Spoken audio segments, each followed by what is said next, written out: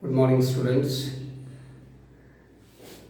I am Manikant Mishra, Modern English School, New Area. So today we are going to discuss electrolytic refining. What does it mean?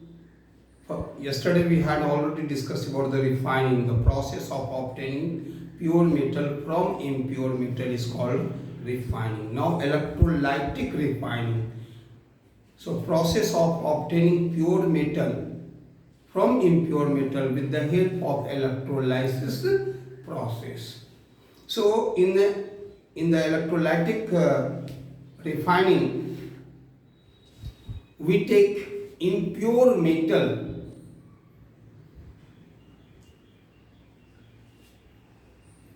and pure metal of the same to be the metal to which we refined. Electrolytic tank and the electrolyte of the corresponding metal salt solution act as an electrolyte. This is the required things. Now let us here see that you take the electrolytic tank in which you bring the impure metal to which you are going to refine, and of the same metal in a thin strip of a pure metal and the electrolyte of the corresponding metal. So we are going to refine copper metal. So bring the impure copper metal rod and insert into an electrolytic tank and let it fix with the help of clamp or stand. Pure copper of a thin strip also insert in an electrolytic tank and let it withstand with the help of a clamp. Now impure copper connect with the source of current as a positive terminal of the source of current, and pure copper metal connect to the negative terminal of the source of current. Copper salt solution. Take as a copper salt solution which will act as an electrolyte. A little amount of dilute sulfuric acid is added in order to increase the conductivity. So as pure copper act as anode, impure copper act as anode, and this acidulated copper sulfate solution act as an electrolyte. Now when the electric current is allowed to pass, then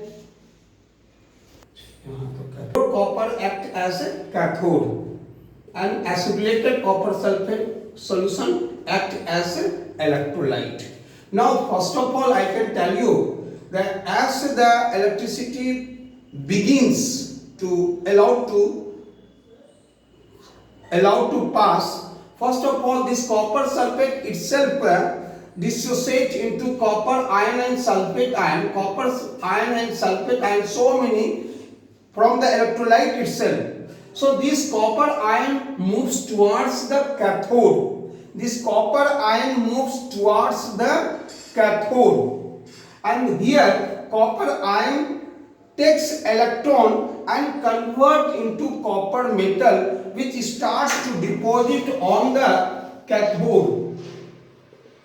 Slowly this copper ion comes here, and copper ion receives 2 electrons from the cathode, and slowly that copper ion converts into copper metal and deposited on the cathode. Later on, as the current already started to pass here, so anode starts to dissolve into, anode starts to produce copper ion. Anode starts to produce, supply copper ion. Copper loses 2 electrons and convert into copper ion, and these copper ion then goes on and deposited on the cathode.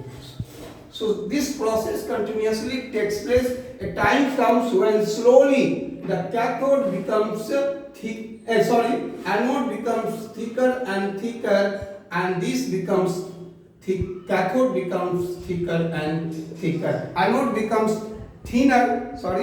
anode becomes thinner and thinner, and cathode becomes thicker and thicker. And the impurities, what is present in the impure copper, that is deposited below the anode, which we called as anode mud. So a time comes when almost all the anode is disappears, and this cathode becomes thicker and thicker. Then the cathode is replaced, anode is also replaced. So this process continuously takes place. So in this way we get pure copper from impure copper, and the method is known as electrolytic refining. Sometimes in the anode mud, some valuable metal like selenium, tellurium, gold, silver are also obtained from the impure copper, which meet the cost of electrolytic process. So this is the electrolytic refining of copper. It is not only for copper, but some other metal like zinc, silver, gold metal also can be refined. So this is one of the most important and widely used method for the refining of metal. Thank you. Have a nice day.